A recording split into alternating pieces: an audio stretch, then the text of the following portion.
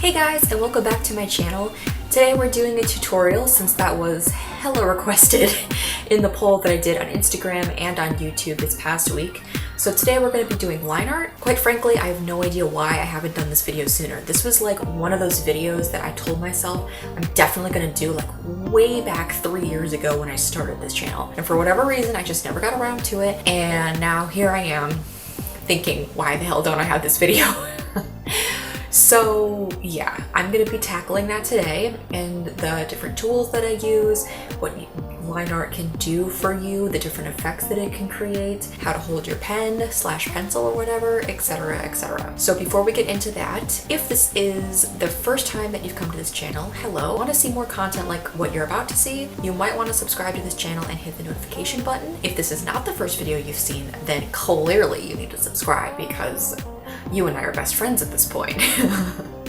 So do me a favor and do that, and let's get into the video. So, line art, specifically line quality. The thing with lines is that you can either do just a regular like even line, even thickness all the way through, which happens with pen liners, or you could get really juicy lines that have really thin parts and really thick parts. When you have a line that has good line quality, something that has a good thick and thin, it makes your eye gravitate towards it. We as human beings like seeing contrast. We like seeing things that are light and dark. We like seeing things that are like colorful and dull. We like things to keep us entertained, and a line that changes as it moves across the picture is a really good way to get your eye to move around. It's a good compositional tool, and I'll get into all that in just a second. So I have several materials with me today because why not? Some of them are just basic like fine liner kind of things, like a ballpoint pen and this Arteza fineliner pen. These are the kind of pens that like you can get like the slightest bit of variation in line, but not really. It's mostly just regular. Then I've got some other more brush tip pens. Some of them are really sensitive and can go from super thin to super thick. Others are not quite so much, but they're still perfectly usable. And then I also have a couple of pencils.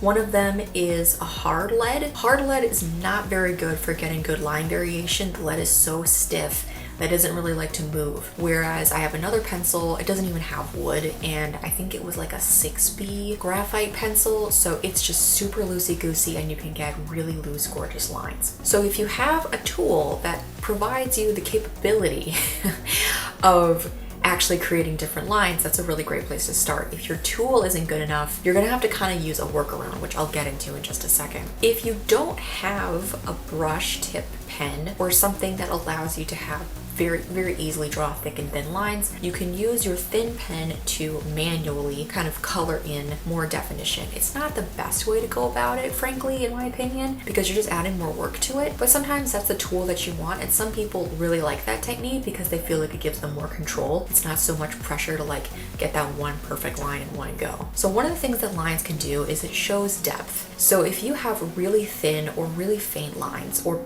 preferably both, those things drawn in that style will look farther away than something drawn with a thicker line or a darker line or both. I'm doing these trees as you can see, and even though like technically they're overlapping each other, the one that is drawn the faintest looks the most far away. That's the easiest way to convey depth. So it's used to convey depth. It's also used to convey form. So wherever the line gets really thin, that's where we kind of think that the form is almost ready to burst, or where it's kind of flexing out, and it's a great way to show form and depth and 3D-ness to an object. Notice how the one on the left, because it's got like a thinner line on the top, it looks like it's going to burst, versus the one that's on the right, that thick line along the top makes it look very heavy. And sometimes you want that. Sometimes you want a coil or something that has like a really thick outer curve. But to me personally, I'd much rather have a thinner line on that curve because again, it gives that sense of motion and that sense of like something is about to come out, which I think is really interesting. You can have line quality, you can have line variation out the yin yang, but let's say you have a line that's just, it goes on forever. Maybe it's like the trunk of a tree and it's more or less just a straight line. You need to have variation in that line. I don't care if that line is perfectly straight. You want to at some point add a little bit of thickness and add a little bit of thinness because that'll keep the eye interested. If you have a picture that has a lot of line variation but one line is really stagnant, it's gonna stick out like a sore thumb and it's gonna look really, really ugly. So you wanna kind of give it just a little bit of visual oomph just by adding just a touch of thickness here and there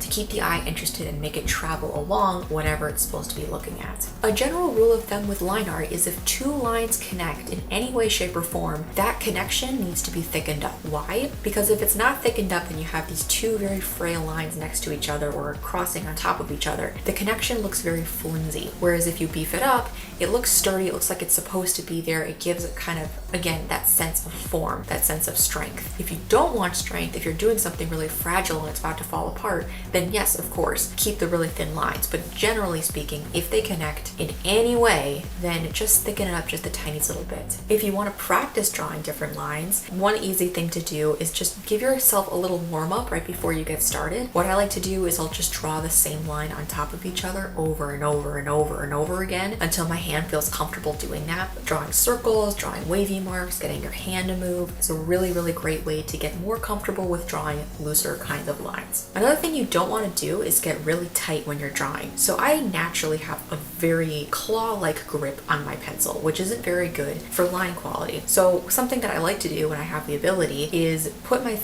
drawing up on an easel of some kind and actually hold my hand out and give myself a looser grip, and that allows me to have much more flexibility with what I'm drawing. It's so much better to draw on an easel kind of thing, not only for your posture and for your hand health, but also because you have the full motion of your arm rather than the full motion of your wrist. Your shoulder has like full 360 advantage. It's huge. You can literally like swing it all the way, but if you only have your wrist, you can only do so much. So use as much arm as you can and you'll get much more fluid motions. Thin lines that don't have any line variation, some people really like that look. I feel like it's a very digital look. It's a little bit more flat, and I think it's a cool look that you want to have. It's more graphic, but if you want to show space and form, it's not really the best way to do it. Even if you have the tiniest bit of line variation, it really does do a lot to help make the thing look more interesting and visually appealing. So the more variation in your line, the crazier the look gets. Most of the time, you don't want to have something that goes from super thin to super thick because that's a little too much contrast. So you want to get something that to you feels most right. Something that gets fairly thin and gets fairly thick,